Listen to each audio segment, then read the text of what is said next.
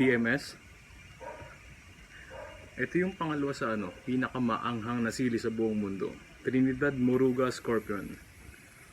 Kakainin ko ngayon. Nga pala, meron tayong chili garlic dito. Chin-chins, galing kay Ma'am Ada. From Pampanga. Chili garlic yan. Chili garlic from Pampanga. Tapos meron tayo ditong hot sauce. Masarap na hot sauce. Maldita. Maldita hot sauce. Ganda ng itsura, di ba? Parang medyo luma na classy. Parang Betty Boop. Ang product na to ay from Pampanga pa. Tsaka masarap to. Ayan. Ganda, di ba? Maldita. Yung brand. From Palawan. So, ayun. Bibilisan ko mag-video. Kasi nandito ako sa labas. Medyo maingay mga dumadaan na sasakyan dito. Kakain ako ng Trinidad Moruga Scorpion, TMS. Pangalawa sa pinakamangang na sili sa buong mundo. Yung number 1 ay yung Carolina Reaper. Pagka nagkaroon ako nun, nag-video din ako, nakakain ako nun. So ito yung itsura niya. Medyo hindi siya katulad nung nakasanayan kong TMS na itsura, pati yung puwet. Pero TMS to. Galing kay Sir J-Boy. Maraming salamat po Sir J-Boy. Na binigay naman sa akin ni Kuya Gilbert uli. Salamat sa pagbibigay ng mga sili. Kainin na natin. Kung may gustong humingi sa inyo ng seed, siguro mag-visit ako ng isa. Yung isa kakainin ko ng buo para kumpleto yung anghang. Walang binabawas na kahit na Kailangan ko ba kainin dalawa? Yung isa i-decide ko para sa mga gusto magtanim, mag-comment lang or i-PM ako kung gusto nyong manghingi ng seeds na pantanim. Bibigyan ko kayo. Isa, kainin ko. Pero buksan ko muna. Tingnan natin yung laman.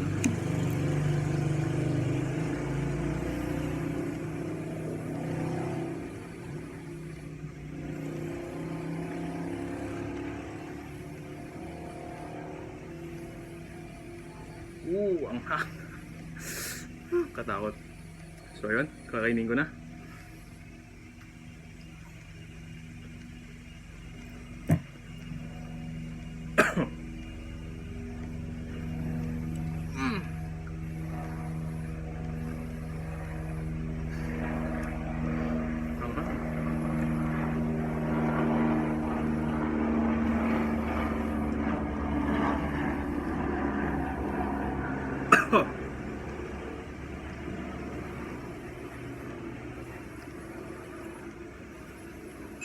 Ayun na yung sakit. Ayun na yung sakit. Umaangat na.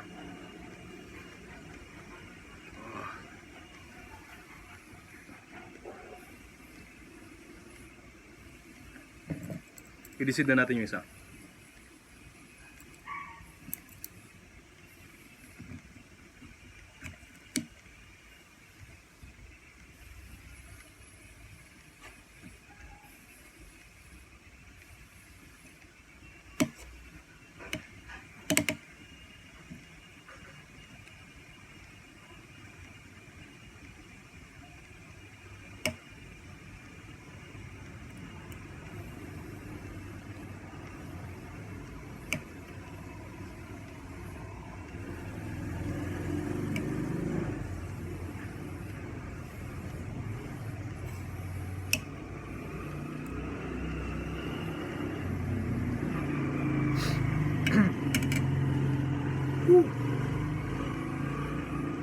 Ayun na, sumipa na yung full effect ng TMS.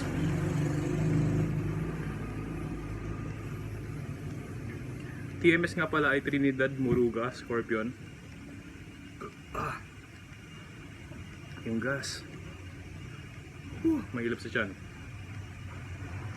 Fruity siya nga pala, sobrang bango, fruity. Tapos maanghang syempre, hindi mawawala yung anghang. Moron siya sakit sa lalamunan kaysa sa anghang. Yung sakit niya sa lalamunan nasa bandang tonsil. Ano?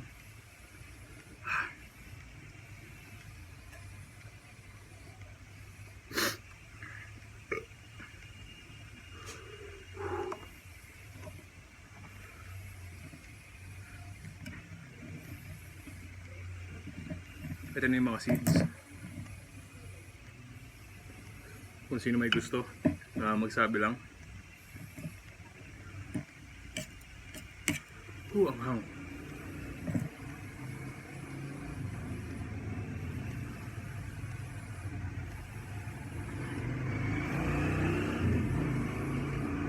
Medyo may nagluluha konti. normal lang yung pag ako kumakain ako ng sobrang anghang. Talagang ganun reaction ng katawan ko.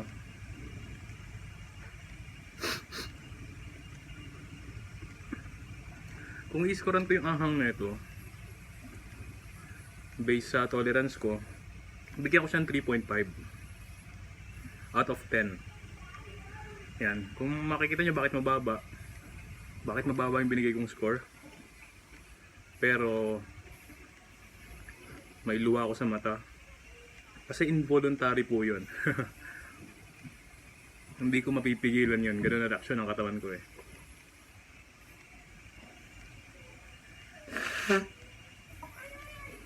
Pero nakabase yung 3.5 na yun sa kabuuang tolerance ko. Doon ko binabasa yung kakayanan ko sa anghang. Hindi pa siya umabot sa kalahati. Pagkakalahati, ibig sabihin, syempre yung 5, ayun yung kalahati ng limit ko. Yung limit ko is 10. Ayun yung tipong hindi ko talaga kaya pagka 10.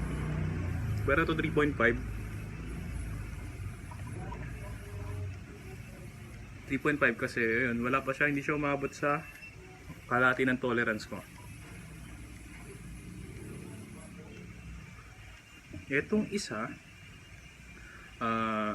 gusto ko sanang ihalo na sa lambanog eh, pero dahil eating Sili at eating Sili ang page na to at yung pangalan ko, kakainin ko na to para sa inyo. At para sa akin na rin. Ang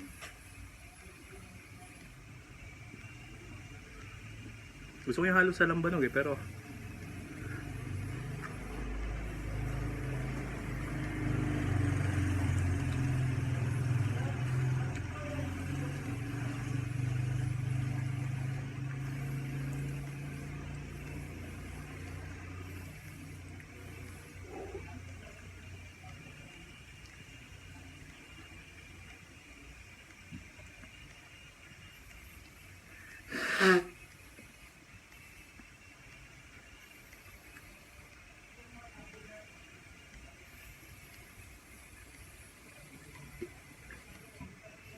hindi ko gaano ramdam yung pangalawa kasi nakakain ako ng isa, medyo manhid na.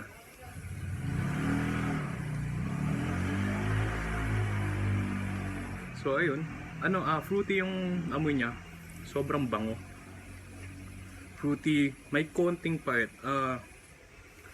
negligible yung pait kasi ako sa mga sila ayoko ng pait eh.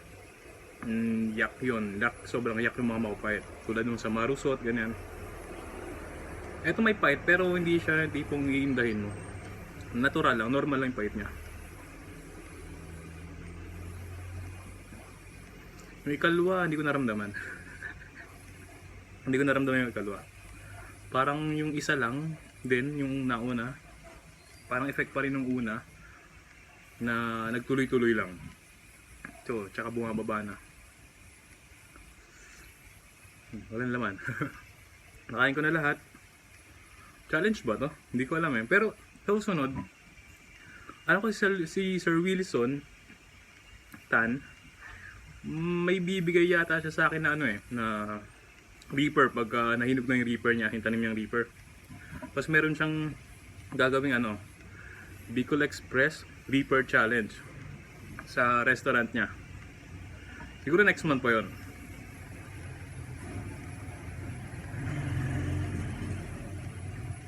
Tumutulo, nagluluha pa rin. Hindi naman tumutulo, pero nagluluha pa rin. Involuntary, hindi ko maipigil yan. So yun. Ito nga pala, sa lahat nating mga TMS, matindi itong TMS na to eh. As in, masakit.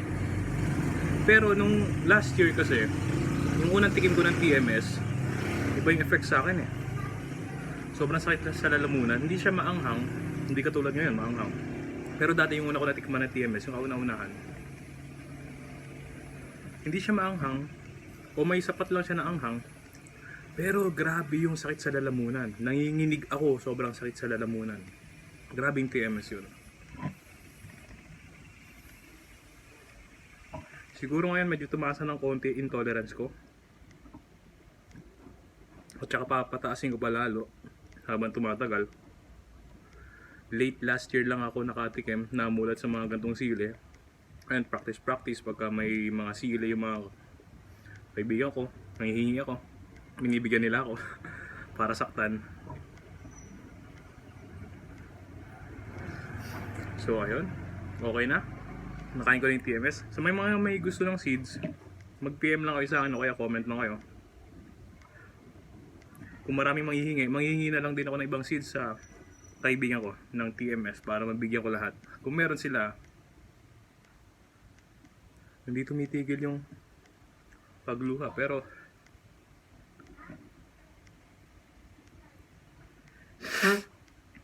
okay lang, mawala na din yan kasi pawala na rin yung anghang tsaka sakit.